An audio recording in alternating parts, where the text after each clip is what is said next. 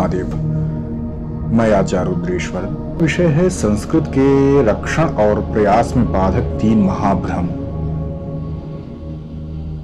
पाश्चात्य विद्वानों ने अज्ञान से, मत भ्रम से, किसी कुटिल अभिसंधि से या अन्य किसी भी कारण से हो, इन 3 महाभ्रमों का प्रतिपादन, प्रचार और प्रसार किया। प्रथम, भारत में आर्य जाति बाहर से आई है। भारतवर्ष उसका मूल निवास स्थान नहीं है। द्वितीय, 4000 वर्ष पहले का कोई इतिहास नहीं है। तृतीय, जगत में उत्तरोत्तर विकास, उन्नति हो रही है और भारतीय विद्वानों ने इनके मस्तिष्क में भी अधिकांश में ही ये तीनों बातें प्रवेश कर गई हैं। काल प्रभाव से या दैव संयोगवश उन्हीं विद्वानों का सभी क्षेत्रों में प्रभाव भी बढ़ा, जिसका परिणाम यह हुआ कि जनता में उत्तरोत्तर इन तीनों महाभ्रमों का विस्तार होने लगा। इसी का यह फल है कि आज भारतीय लोगों की अपनी संस्कृति, अपने धर्म, अपने पूर्वज, अपने महाभारत, रामायण आदि प्राचीन इतिहास ग्रंथों में भी, श्रुति, स्मृति, पुराण, अन्य ग्रंथों का भी अवहेलना और अश्रद्धा, अनास्था बढ़ती जा रही है।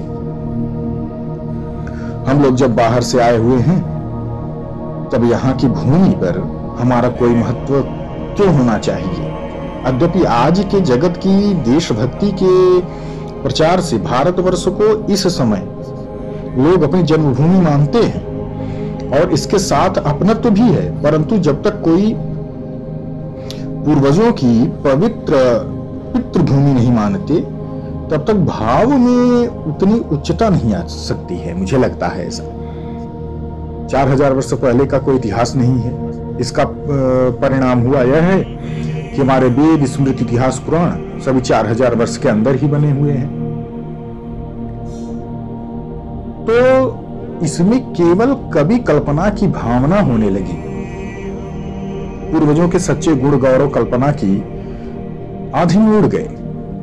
काल छोटी सी संकुचित सीमा में आबद्ध हो गया और फलतः हमारा विशाल ज्ञान भंडार और गौरवपूर्ण अतीत सर्वथा निष्प्रभ और व्यर्थ हो गया।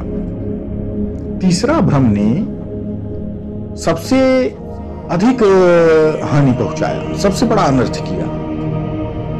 सृष्टि के आदिकाल से जगत में उत्तरोत्तर विकास हो रहा है।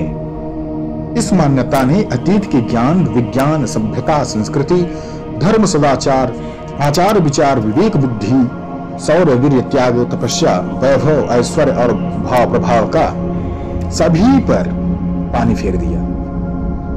आज जितनी उन्नति है उतनी 10,000 वर्ष पहले नहीं थी। 10,000 पहले जितनी थी उतनी 1,00,000 वर्ष पहले नहीं थी। 1,00,000 वर्ष पहले जितनी थी उतना करोड़ वर्ष पहले नहीं थी। भ्रम तो यहां तक फैलाया जा रहा था कि सृष्टि की उम्र ही केवल 4-5 हजार वर्ष है, परंतु वह भ्रम अब टिका नहीं। इसलिए उसको तो लोग छोड़ रहे हैं, पर इस विकासवाद का महाभ्रम अभी बड़े बड़े मस्तिष्कों में भरा हुआ है। इन 3 भ्रमों ने हमारे भारतवासियों को सहज पर मुखोपेक्षी और परानुकरण परायण बना दिया। इसी का एक ताजा उदाहरण ले लीजिए, हमारा नव संविधान। इसमें आदि से अंत तक केवल विदेशी विधानों का आश्रय लिया गया है। आपने प्राचीन ग्रंथों में शासन और राजनीति पर जो विशद विचार किया गया है, उसकी ओर देखा भी नहीं गया। इन्हीं भ्रमों के कारण बाहर से स्वराज्य मिल जाने पर भी हमारा मस्तिष्क अब भी परतंत्र है। नियत बुरी न होने पर भी और अपने प्राचीन गौरव की बातें प्रिय लगने पर भी हम विश्वास नहीं करते। आज के जगत की अपेक्षा हमारा प्राचीन जीवन बहुत उन्नत था और हमारा ज्ञान भंडार बहुमूल्य रत्नों से भरा हुआ था। आज भी खोज करने पर उसमें ऐसे से रत्न मिल सकते हैं जिनका अनन्यान उन्नत कहने वाले देशों की कल्पना भी नहीं कर सकता। यह अविश्वास इसलिए है कि हमारे मन में यह बात दृढ़ता के साथ जच गई है कि जगत में उत्तरोत्तर उन्नति हो रही है। अभी तो ऐसा नहीं है।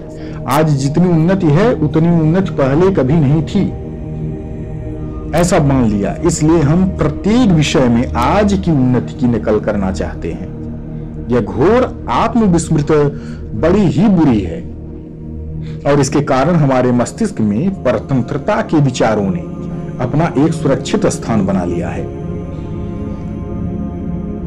भारतवासियों को गंभीर विचार करके अपने ज्ञान के प्रकाश से इन तीनों भ्रमों के अंधकार का नाश कर देना चाहिए। नहीं तो उन्नति के नाम पर अवनति की प्रबल धारा में बहते जाना कभी रुकेगा नहीं और इसी से हमारे सभ्यता का, हमारे संस्कृति का, हमारे ज्ञान का, हमारे धर्म का, हमारे सभी प्रकार के संस्कारों का लोप हो रहा है, क्योंकि हम स्वयं को वैसा नहीं बना रहे हैं कि जैसा हम हैं, अपितु हम पाश्चात्य संस्कृति का अनुसरण करते करते मौलिक मूलभूत संस्कृति, हमारी प्राचीन संस्कृति का क्षरण कर रहे हैं, ह्रास कर रहे हैं। हम उस पर विचार नहीं करते, जबकि हमारी संस्कृति, खुद की संस्कृति जो थी वो सर्वोन्नत थी, परंतु पाश्चात्य अनुकरण में हम अपनी संस्कृति को भूलते जा रहे हैं और मुख्य यही हमारे संस्कृति का पतन का कारण है। यदि हम ये भावनाएं परिवर्तित नहीं करते हैं तो उत्तरोत्तर बढ़ते हुए हम अपनी संस्कृति का विनाश तो कर ही रहे हैं, साथ साथ में स्वयं का भी विनाश कर रहे हैं। जिस तरह कोई वृक्ष अपने मूल से कट जाने के पश्चात सूख जाता है, नष्ट हो जाता है, वैसे ही हम अपनी संस्कृति को भूल करके सब कुछ खो देंगे। आशा है कि आपने मेरी बात को समझा होगा। हर हर महादेव।